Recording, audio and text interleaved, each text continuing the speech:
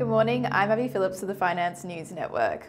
On Friday, the Dow Jones Industrial Average hit a new record high as traders processed fresh data indicating ongoing progress in curbing inflation. Wall Street also celebrated its third consecutive week of gains. The 30-stock Dow gained 0.33%, which marks both a record close and an all-time intraday peak. In contrast, the S&P 500 dipped 0.13%, while the Nasdaq Composite fell 0.39%, impacted by a 2% decline in Nvidia shares. Turning to US sectors, all closed mixed. Energy emerged as the best performer, closing 2.11% higher, while technology was the worst, falling 0.96%.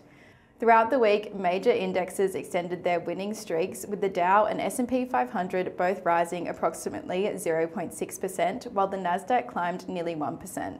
Traders found encouragement in inflation data that raised hopes for additional rate cuts from the Federal Reserve.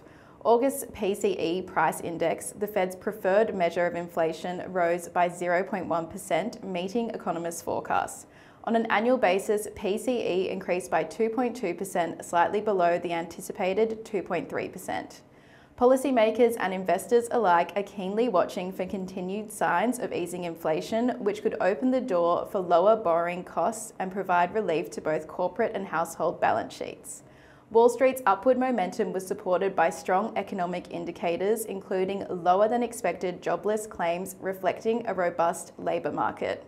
Additionally, the final reading for the second quarter GDP was solid at 3%. Gold settled down 1% and Bitcoin futures rose by 1.5%.